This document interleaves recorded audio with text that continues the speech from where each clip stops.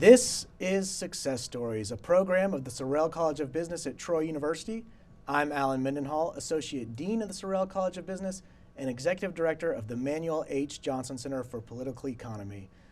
Success Stories is a program that highlights the lives and careers of people who have accomplished great things.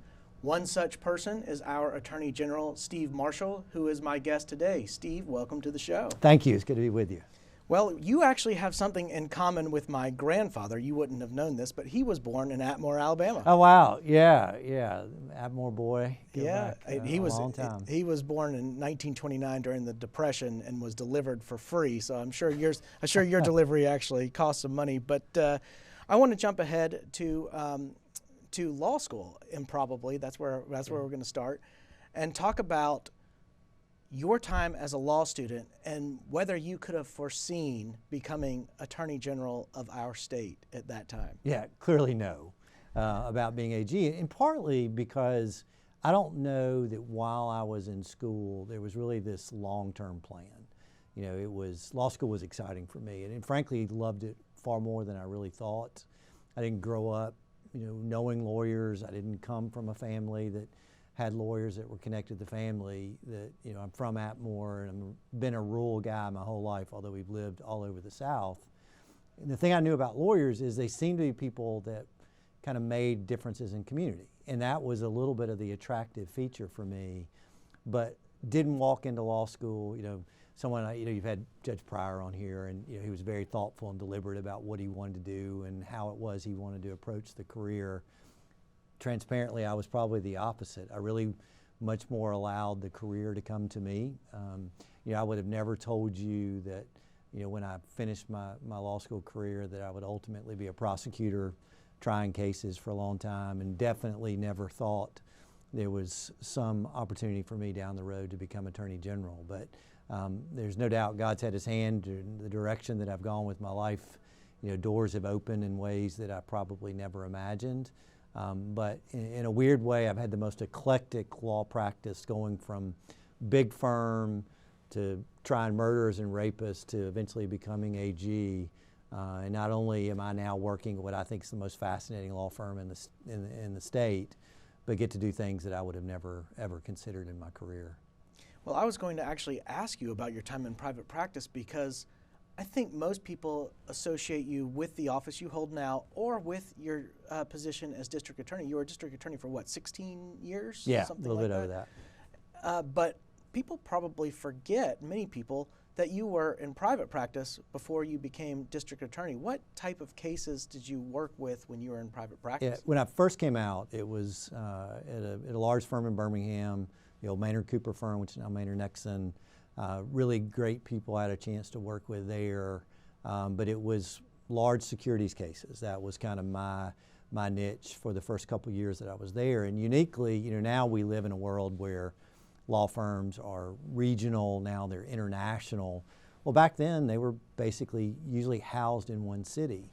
And one of the unique opportunities I was ever given, and never had an idea of how it would transpire, was I've been at the firm for a couple years, and Bo Torbert, who used to be Chief Justice of the Alabama Supreme Court, was coming off the bench. I think he had a brief run for governor that he backed out of and came a part of the firm. And I was a single guy with no real connections to Birmingham, and they said, would you be willing to go to Montgomery and work for Judge Torbert? And not only was it 2 years that were just a remarkable experience. Judge Torbert, other than my dad, probably had as much influence on my life, to be able to work with him. But it also really taught me what it was like to be a professional and how it was I should conduct myself as a lawyer. And, a true training ground. I've laughed and told people that when I was here in Montgomery for a couple of years, I used to sit at the kids' table when Judge Torbert would be with all the other folks. And when I came back as AG, I got to sit at the adult table.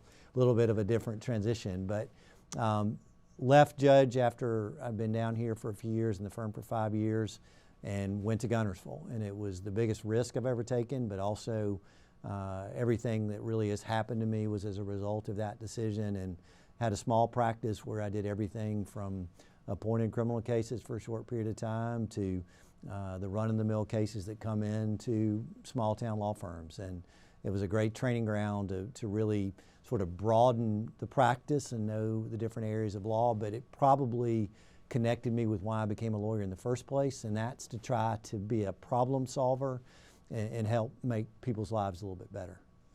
Well, as we sit here today, we're just beyond Thanksgiving. We've got Christmas coming up. I like to think of this season as a reflective season, a contemplative season. And I'm wondering if there are people in your lives who had a special influence on you. You mentioned Judge Torbert earlier. Are there people like that who shaped the trajectory of your career or who inspired you in special ways? Yeah, I think Judge Torbert from the standpoint of the practice of law, because he was such a gentleman, number one, and I really, when I became the Attorney General of Alabama and I received the appointment, first call I made was to my late wife to share with her. The second was to Judge Torbert's wife, because I felt like he would be proud to know that I was in this position. And in some ways, my own father had passed, Judge Torbert had passed. The very people that I really would want to have shared that news with were no longer there. And so it was kind of special for me to talk to Ms. Torbert and just kind of be in that moment, because I knew how much he had influenced my life and really shaped where I was as a young lawyer. And then, beyond that, frankly, many of the greatest influences I've had in my life was from coaches. If you could throw a ball, hit a ball, bounce a ball, that was what I did growing up. My dad worked in sporting goods. I was never the best athlete, but I always had the best gear. It was like that was the calling card for me. But it really being a part of a team, being in that unit, but the coaches were profoundly influential on me sort of as I grew up. And then, I can look back and I can tell you a couple of teachers that I was a shy kid. I'm still, frankly, pretty shy. That really sort of came to me and said, you have an opportunity to do things in your life, and really gave me the confidence to be able to do some things that maybe otherwise I wouldn't be willing to do. I think about Ms. Royal, Ms. Commissar, Mr. Graham, people like that had a chance at an early age to be able to shape me.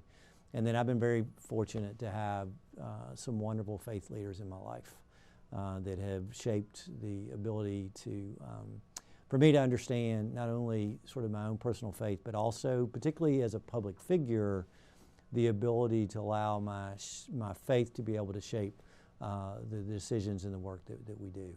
Well, I'm glad you brought up your faith, because I was going to ask you about that, if you would mind talking about it. I know right now you're a member of Church of the Highlands, but you've also done mission trips abroad, and I know that faith is central to your identity. It's something that you don't just leave at church on Sunday. You carry it with you to the office every day, and I'm wondering if you'd be willing to just talk about your faith a little bit.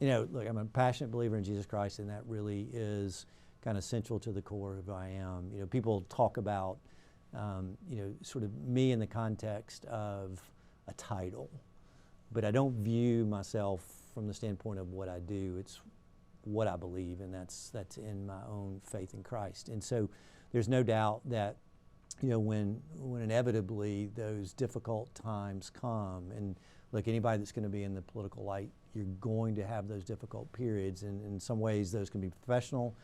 Like me, they can also be a very difficult personal time that occurred in a very public way. It's those times that I've been able to rely upon my faith, and I think in a very profound way. But the other is my faith gives me accountability. And I'll never forget, really the reason I got to Highlands here was when I came to Montgomery, my family was still in Marshall County, and knew that I was going to be down here in a new place and a new role. And one of the first calls I made was to Chris Irwin, who's become a dear friend, who's the campus pastor at Church of the Highlands, to say, look, I need an accountability partner. And it was a very random call to a guy that now is very special in my life. But it was a little bit of this recognition that be grounded in your faith, have someone that's willing to hold you accountable to that, is really that guiding star about the direction that you need to go. And uniquely, it was the same when I was a prosecutor as where I am now. I'm given the remarkable privilege every day to come to work and do the right thing. I mean, that's kind of neat job description to be able to have. and my faith helps guide what those decisions are like. And so I'm a remarkably blessed man. When I think about this period of time, there is clear reflection for me about all that I've been given, but within that context, though, is what am I giving back? And that's always a reminder as well. Well, you are sort of the last link in a chain going back to several attorney generals who are very prominent, who've done a lot for our state. Names like Jeff Sessions, Bill Pryor, you mentioned Bill Pryor earlier, Luther Strange. The office of Attorney General is such an important position. And I'm wondering what your view of the role of the Attorney General is. If you could say a little bit about what it means to serve in that function. It's a remarkable privilege, number one, because you're given the opportunity to be the voice for so many. And frankly, when I walked into the job, I really sort of probably viewed it in a much more narrow lens than I do now, that it was kind of that super prosecutor, if you will. Everybody talks about the chief law enforcement officer, and it's very much the role that the AG plays, and it's probably where I was very much, felt comfortable.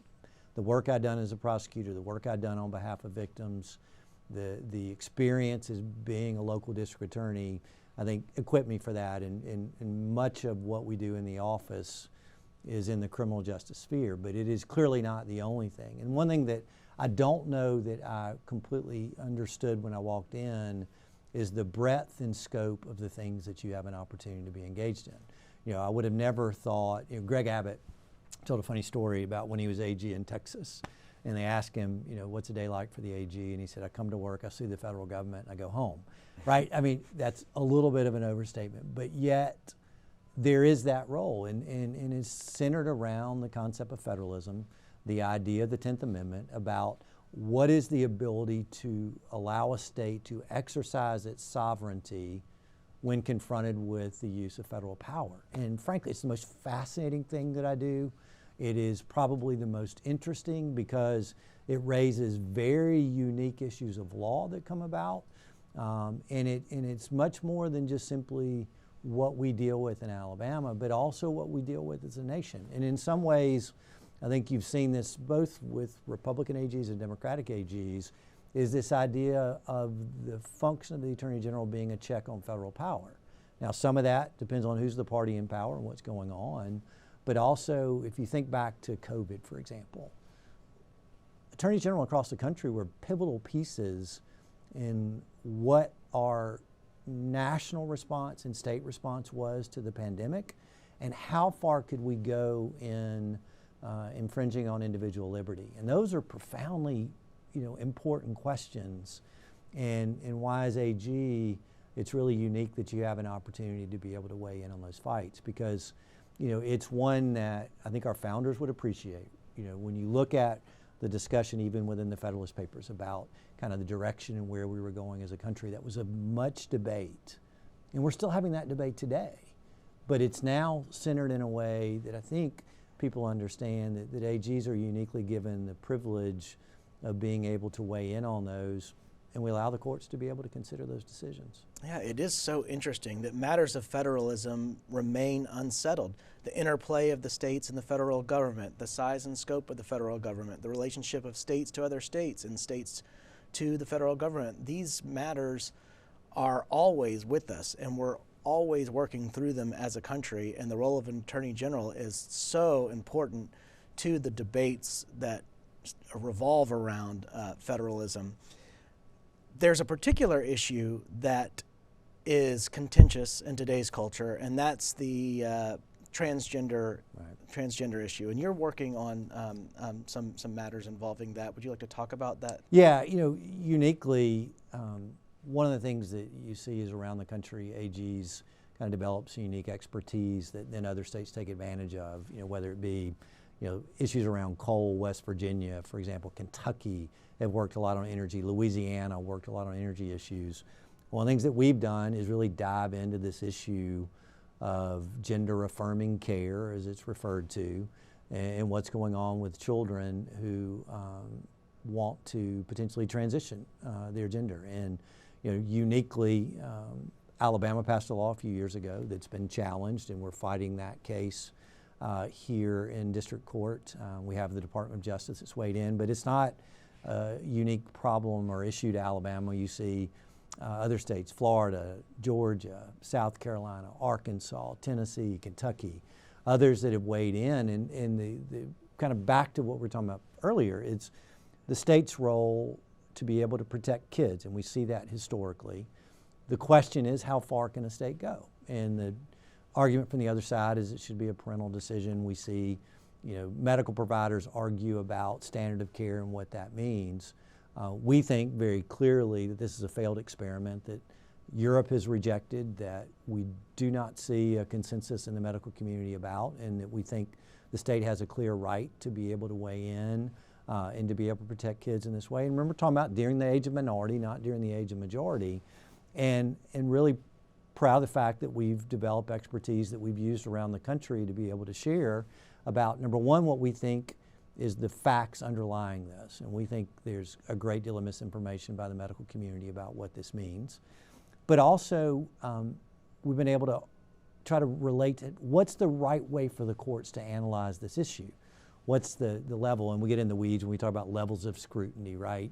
And this, we believe it's a rational basis analysis that the courts ought to engage in, but also trying to get judges to embrace, as we saw with Judge Sutton, who you've seen speak before, right? He's been on this show. Wonderful opinion. Very first guest on this show. And he came out with what we believe is really the framework that courts ought to approach this issue. It's ultimately, and it gets back a little bit to Dobbs, this idea that health-related decisions are typically the domain of the state. It's what we argue during the vaccine side. It's what we see with the abortion decision that came out that the Supreme Court ultimately said it's up for the state legislature to decide.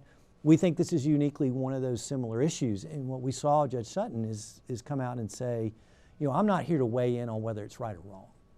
We can debate whether or not WPATH and the international organization is right in the way they establish standard of care, or whether or not, in fact, it's more of an advocacy organization, which we argue. But also, he just sort of said, here's the role and the function of the courts in this analysis. And we ultimately think there's an interest of the state in being able to regulate in this area. And I think we've seen that methodology ultimately adopted by our own 11th Circuit, by one of my former Solicitor Generals, Andrew Brasher, on that case. And they wrote a very thoughtful opinion. And Judge Burke will be able to decide that for Alabama going into the next year. But look, it's a critically important case for me just because I've invested a lot of personal time into this particular question and diving in and understanding not only the history but also really where the science is right now. And this is one of two cases where we've seen the federal government decide to intervene and weigh in our state. And I think it's important that we have a chance to really use the form of litigation to show why we believe that the Alabama legislature acted responsibly when they decided to do this, and why when we think the arguments by the other side are legally and factually wrong. Well, you rattled off a list of states earlier, and I know you're involved in RAGA, Republican Attorney Generals Association, and have been. I think you even headed it up. Just left his chair. How do attorneys general coordinate with each other? How do they work together on cases? You mean how do you herd cats, right? I mean, one of the things that, and you asked earlier about the role of AG. The thing that has been really inspiring for me is the quality and character of people that we can get to come work with us, because uniquely they can't do this work anywhere else. It's why my chief counsel, Catherine Robertson, who's amazingly talented, could be making lots more money other places. But because of the work we do, I can attract somebody like her. Eddie LaCour, who is now my Solicitor General. Eddie, he went to law schools that didn't consider my application, right? I mean, it's just, we're able to get Eddie and a team of lawyers around him and convince young lawyers to come into our constitutional defense side as well because of uniquely the work that we're doing. And so, there is within that Solicitor General side, and it's one reason why Judge Pryor was so influential at a national level during his time as AG, because the role of Solicitor General really would not percolated within the bodies of offices across the country. And he really launched that through what we've done in Alabama, and now that's become the norm across the country. And so we talk with one another, both my colleagues as well as from the senior staff and Solicitor General side. And one of the things that we know is that we're able to identify issues when they emerge, but also take advantage, again, where we have the ability to initiate litigation that impacts things at a national level or develop expertise that others can use at a state level, that we have the ability to leverage that. Because there's no doubt that it takes an enormous amount of work to shepherd one of these cases to fruition, and we need to be aligned on that effort to be able to make a difference. It doesn't mean that that there's this really sort of structured framework that we're using. It's probably, I would refer to it more as kind of a loose coalition, but yet it's something that we've seen work well. And the other thing that I can tell you is you can probably tell by the letters in which we are writing, the comment letters we submit in agency rulemaking, kind of the coalition of AGs that kind of care about certain issues or are aligned maybe more so than others. And you can see the fact that Steve Marshall and Jeff Landry, for example, are going to be together almost all of the time on issues because we tend to come at it from the same perspective. Well, this is a business school program, so I'm going to ask a business-related question. I know you're probably not expecting that, but people associate the Office of Attorney General with a constitutional officer, with being the state's prosecutor, being the state's lead attorney, but the function is also managerial in the sense that you have a very big office with many different employees, and you have to manage that workforce. You have to oversee many different departments. What is it like as a manager? I mean, that's not something, you and I went to law school, that's not something we learned in law school. It's something that now that I'm in a business school, I think about more regularly than I would have before, and as an administrator. But I never had training in that. I never studied for that type of role. And I'm sure that it was probably the same for you. You had some experience as district attorney, obviously, overseeing an office and staff. But what is it like as a manager of people? Yeah, it's a wonderful challenge because it's more than simply managing a law firm, if you will, because we have sworn law enforcement within our work. We have consumer specialists that have a very almost like Better Business Bureau function. And then we obviously have a majority of lawyers, I think roughly 70 plus, that have both criminal and civil responsibility. So it's a unique challenge as far as what our mission is and what we do. And I think one of the things for me that we worked very hard on early on is coalescing around what's our mission and what's our role. And how do you take all of those responsibilities and kind of funnel that into a common purpose? And we really talked about serving the people of Alabama, because that's ultimately what we do. Whatever the function that we have in the office, our mission is to serve the people that ultimately put me there. And one thing that I think is also a little bit of a challenge as a manager is when a normal company hires a CEO, while there may be a contract, there's no term typically given. Well, when an AG comes in, folks know they're only there for 4 years guaranteed, right? And so there is this sense of how do people embrace you as a leader, knowing that from the first day you walk in, they know the day that potentially you're walking out the door. And for me, it's been a little bit of an evolving process, but the one core thing that has never changed is the fact that you treat people fairly, you create expectations, you give them the tools to meet those expectations, and then you try to find accountability. But the one story that I told the office on the very first day I was there was that I want to work with people who are willing to take out the trash. And what I meant by that is that we're not defined by our job description, that we see ourselves part of a broader mission. And that means if you're walking down the hallway and you see a thing of trash on the ground, don't wait for the person who's there to clean up the office at the end of the day to do it yourself, because it's what you ought to do. And so I want people ultimately that are bought into the mission of the organization and just simply say, I want to do whatever it takes us to be successful. And I can tell you that I've been blessed right now to have a team around me that I think are just amazing people. And then they then are given the challenge and the responsibility to do everything they can to be able to cultivate the people that work under their leadership. I think we're still working and evolving to try to make our place better. Want to engage in even more professional development, both almost at a macro level for the office as a whole, but then individually with lawyers and the work that they're doing. It's why, uniquely all of the debate around working remotely was a little bit troubling for me, particularly when you're working with lawyers, because the young lawyers that we have in, I think one of the ways that they learn, how they grow, how they mature as lawyers is being around other lawyers. And a little the worry if we just had people working at the house, would they have that interaction, whether it be at the water cooler, around the break room, just in going down the hall to be able to see somebody else, would they be able to grow? And look, really proud of our office and our team, and just thankful for the fact that I'm given this window of opportunity to be able to work with them. But my name's not on the door because I don't own that office. I've been given the opportunity to be there, and I tell them all the time that I still have this vision of when my last day is, and it's going to be incredibly sad because I'm not going to be able to work with them anymore. Well, your humility and tenacity are to be admired, and thank you very much for coming on the show, and Merry Christmas. Oh, Merry Christmas to you. Thank you very much.